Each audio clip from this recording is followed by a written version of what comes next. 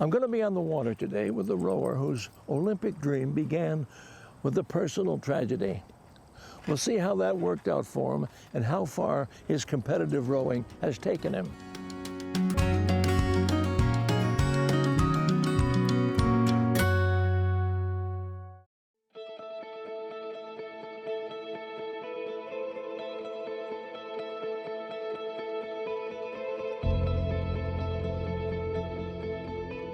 Well, we're in Dover, New Hampshire today on the Cocheco River. This river is an estuary, and at the moment we're waiting for high tide. But while we're waiting, we're going to take you on a little side trip over to New York State, to one of our country's oldest and most fabled waterways.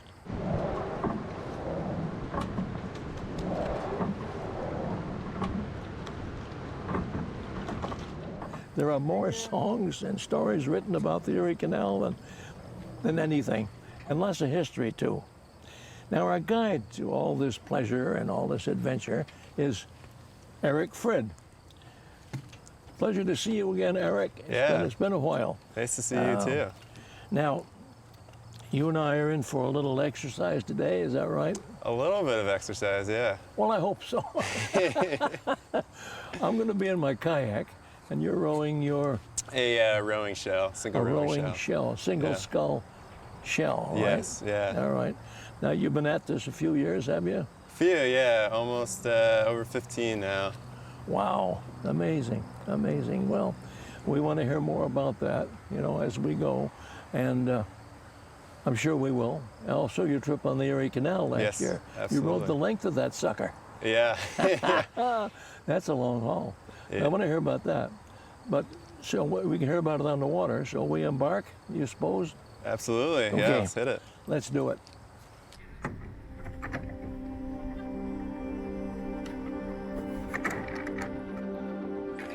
While Erik rows his racing shell, I'll paddle my slower and more stable kayak.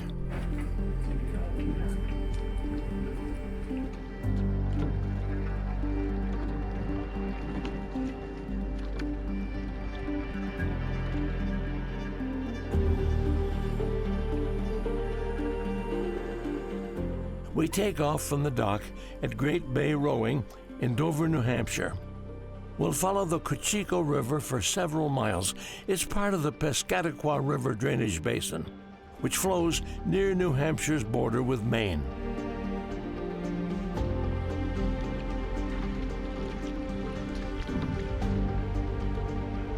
I started rowing in middle school at a camp out of here, like Great Bay Rowing ran. And that was like a week-long camp. I did that 2 summers and then started rowing like consistently in high school, freshman year of high school.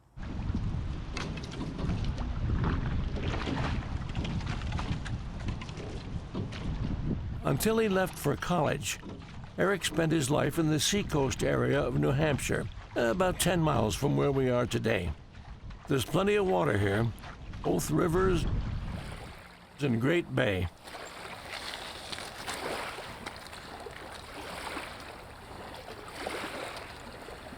It's a 6,000-acre estuary, and if you have the desire to row, it's a very good place to be. Erik began to row around New Hampshire and later at Ithaca College. The sport eventually took him around the world. Kind of caught the bug from there and kept training. 2 years in Vermont, 4 years in Philly. Went to a few world championships, a few international races like Henley from there. And it was definitely a great experience. In the summer of 2020, Erik packed what he could fit into a racing shell and took off to New York State in the Erie Canal. Tell me about what got into you with this New York thing. Yeah, when I was at Ithaca my senior year, we did a 60-kilometer row through Rochester, New York on the canal. And we went through 2 locks, and I thought it was really cool. And so when I stopped training at the beginning of the pandemic, there weren't any races to kind of cap off, you know, all those years of rowing. So I wanted to do something difficult and something rewarding. Here's the sign for the intersection of Syracuse. So Syracuse is that way, Buffalo's that way, Albany, Lake Oneida that way. Yeah. Definitely found something difficult with going on the canal. So I decided that, you know, it'd be a good challenge to row from one end to the other. And the sign reads Erie Canal, Onondaga Lake, 1 mile, Syracuse Terminal, 6 miles, Buffalo, 183 miles. So I thought the rowing in a single rowing shell, racing shell, would be challenging enough to leave me satisfied. Now, before we head too far down the Erie Canal, it's important you know how Erik got here. You started out this fine madness because of something that happened to your older brother, right? Yeah. Nicholas Frid, known by friends and family as Nick, is the reason Erik rows. Nick was his older brother.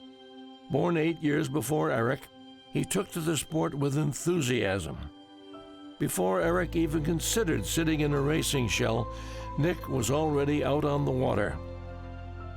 He rowed about 4 years, maybe 5 years. So yeah, growing up, going to races, I definitely didn't enjoy that, but I feel like I knew it was something I wanted to try at some point, so.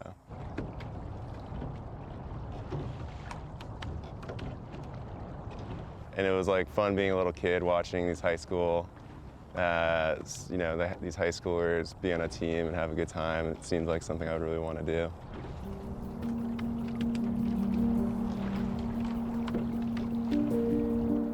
The impression was made. It was the beginning of a journey for Erik, with an end destination he couldn't imagine. Yeah, I think I enjoyed being on the water the most and like how hard the sport was. Because growing up, I played a lot of sports and wasn't very good at them, but rowing is kind of one of those sports where like putting in effort equates to going faster for the most part. And I think I enjoyed that, enjoyed the team atmosphere. It's definitely like a huge team sport, more so than other sports, so it was a pretty good environment to be in.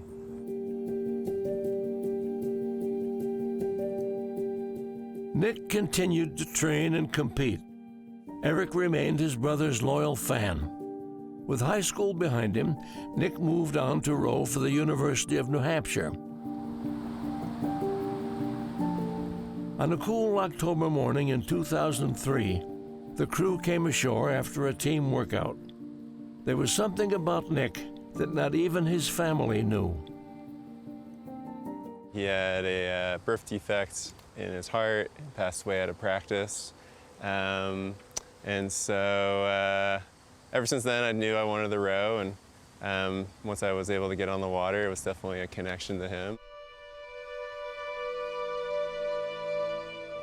Definitely being that young, it's difficult to deal with grief, and I feel like it was like a pretty easy avenue to kind of address some of that stuff. Love for a brother became a passion for a sport. Erik embraced rowing. It became his way forward. You rowed all through high school? All through high school, yeah. Where'd you go to high school? Oyster River High School. Oyster River, yeah. Yeah. And then Ithaca College. Yep. But you weren't a music major. No. Even though I played trumpet in high school, I did not go for music. But you rowed at Ithaca. I did, yeah. On Lake Cayuga in the inlet there.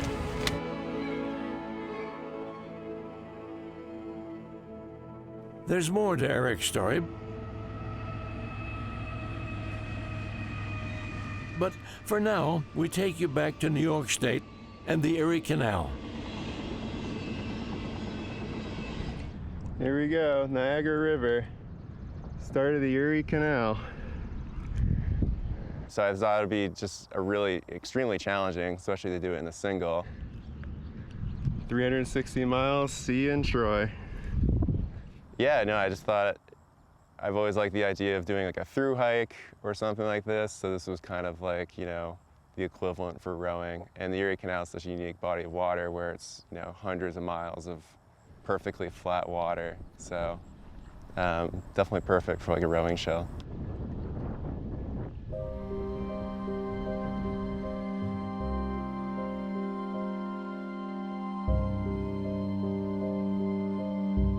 Erik plans to row his racing shell 338 miles, a distance he's not used to.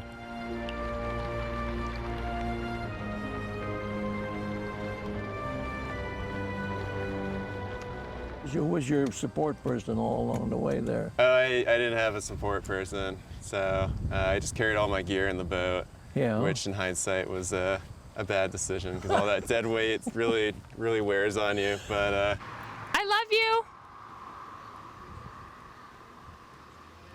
Bye. I'm gonna take a video as you roll out. My fiance dropped me off in Tonawanda on the Niagara River near Buffalo, and then she left me, so and I was on my own. Good morning, day 4. Slept in this field in Bent's.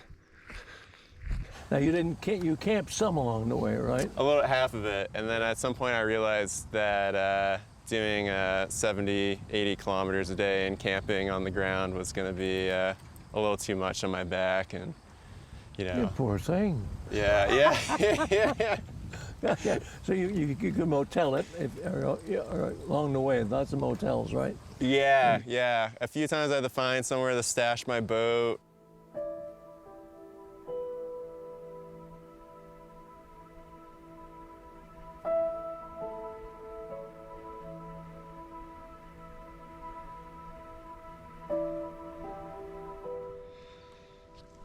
And you got to get up that embankment. Yeah, there's motels along the way. A lot of walking to get to the motel or to find food, but Walking with your boat on your shoulder. no, that'd be tough. But yeah, I mean the hardest thing was finding somewhere to take the boat onto shore because unlike your kayak, the boat's really rowing shell's pretty fragile, so you can't put it up on the rocks or anything like that. Here we are, halfway point on the Erie Canal, somewhere north of Syracuse. If you don't know much about where Erik is rowing, here's a bit of its history. The Erie Canal connects the Hudson River just north of Albany to Lake Erie at Buffalo, New York. The 363-mile waterway was built 40 feet wide and 4 feet deep. Barges made it easy and inexpensive to transport goods from Buffalo to New York City. But it did more than that. Towns along the canal prospered and grew. Pretty cool. The lock attendant in Baldwinsville was very friendly, probably the nicest one yet. And I'm continue to be amazed by how impressed people are with how narrow this rowing shell is. I think it's something you take for granted. Construction of the canal began in 1817 and employed mostly immigrant workers. The people who engineered the construction were self-taught. There were no engineering schools at that time in the United States. The cost of the project, $7 million. You probably knew about the Erie Canal history before you started, right? Yeah. And you go by a lot of those blue signs. Yeah. Did you actually stop to read them? Sometimes, I think when I was in Rome, New York, because that's where that's the first part of the canal they built. There was a lot of information there, and so I read a lot there. But I definitely have spent some time researching it, and there's like an older canal that's no longer in use that I didn't see, but so yeah, definitely a lot of resources there, and you can bike it. And I feel like if you biked it, you'd probably see a lot of signs. Remember the year it was open? Oh, 1820. 1825. 1825. And who was the guy who was in charge of it? Was it Clinton? That's it. Yeah. DeWitt Clinton. Yeah. They called Clinton's Big Ditch. Commercial traffic on the canal declined in the late 1950s once the St. Lawrence Seaway opened. The Erie Canal is now used mostly for pleasure. And definitely like going through the locks is like a really, really cool experience. You know, there's over 30 locks on the canal, and I think all the lock attendants were really surprised to see me.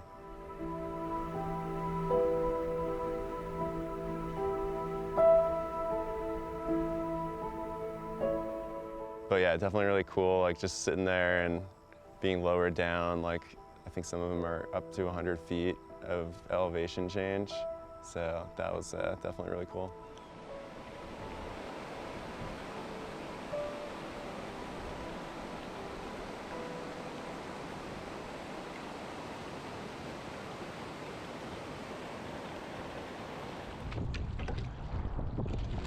Whether Erik is rowing against competitors or challenging himself on America's most famous canal, one thing remains the same.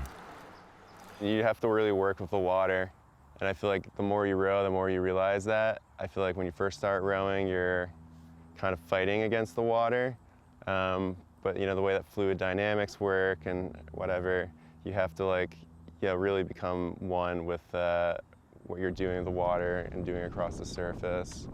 And I feel like, you know, it can be a really strange mix of relaxation and like intensity.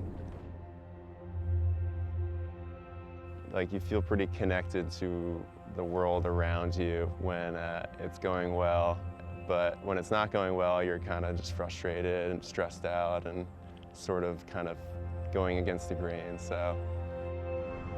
Whew. Well, made it downriver, fell off my boat.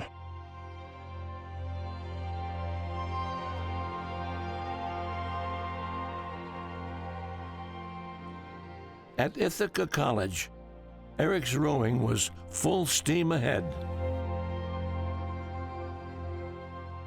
Trying to focus on medaling at our championship and etc. But definitely my senior year, I kind of realized that I would want to keep rowing after college, and so I definitely, you know, put in a lot more effort into increasing my fitness and, you know, trying to get to a point where, you know, rowing after college would be something worthwhile.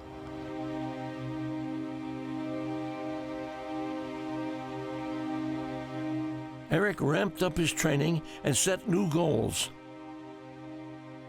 I like trying to train for the national team and trying to hopefully make the Olympics.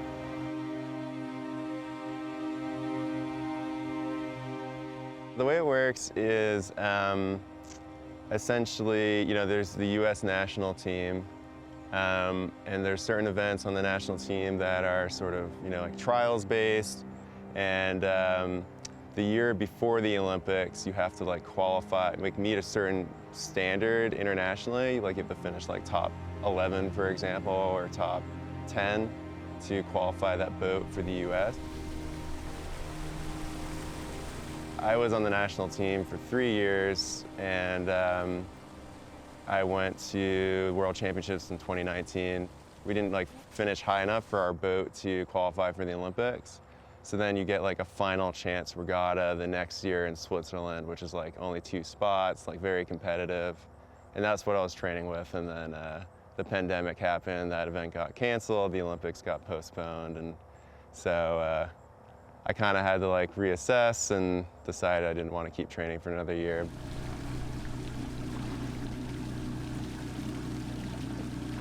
Definitely makes you realize that you know, you have to like take a look at things and, you know, feel happy about what you were able to do, because otherwise you're never going to be satisfied.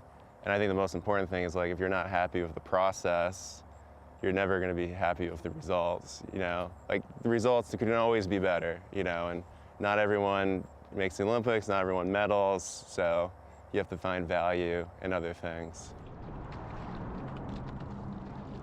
With the chance to row in the Olympics behind him, Erik retired from competition. He says all the effort he gave to the sport came with rewards. That's the value Erik talks about. Rowing is like an extremely repetitive sport. You have to be pretty zoned in, and you're like really kind of inflicting a lot of effort on yourself. And so being outside, being like in this environment it's kind of part of the payoff of it all, you know. And I feel like being able to row, you really get to experience, you know, areas that most people don't. Like in college, I rowed at Ithaca, and there's, you know, a huge lake there, Lake Cayuga, and like most college students who go to Ithaca or go to Cornell don't ever actually make it down onto the water, even though it's such a big part of that area. And so the rowers definitely have some exclusive access to like some of the best parts of, you know, a city or an area or region. So This duck has been following me, looking for food. Just a friend.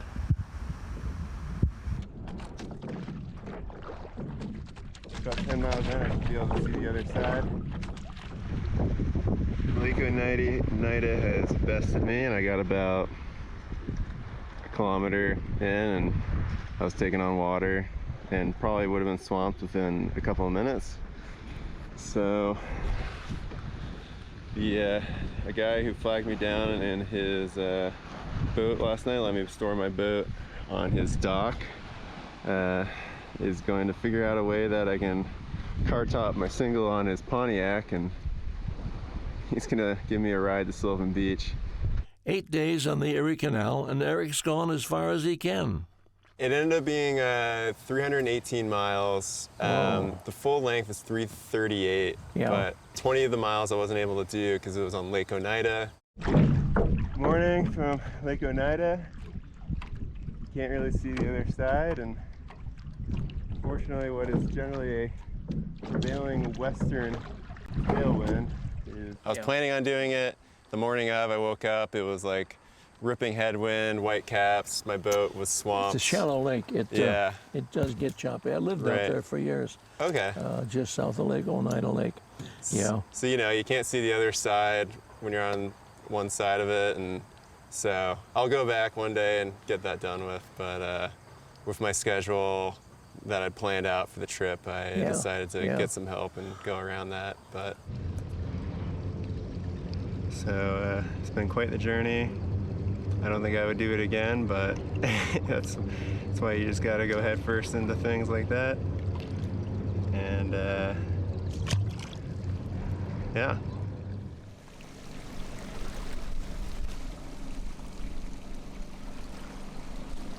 Erik, no doubt, enjoys challenges, competition at home and abroad. He spent years rowing with teammates. I am crossing Cross Lake. After testing himself on a 318-mile solo journey, he seemed satisfied. And I thought it'd be a great way to kind of like cap off, you know, over a decade of rowing. It definitely was, and it was definitely really challenging, especially at the pace that I did it at. Like doing it in like 8 days was pretty tight schedule.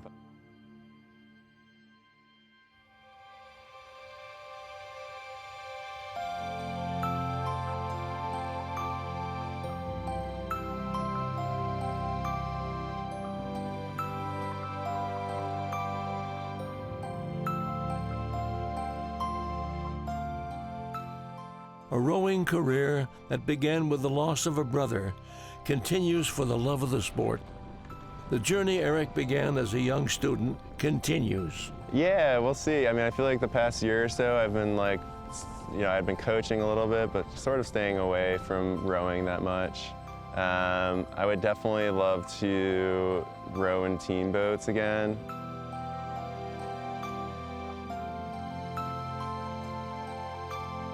I mean, I've rowed a couple of times in Seattle where I now live, and it's really special rowing there because it's a really great body of water. I feel like Seattle's so centered around the Puget Sound and the lakes that are there, so the few times I've gone out in Seattle has been pretty special.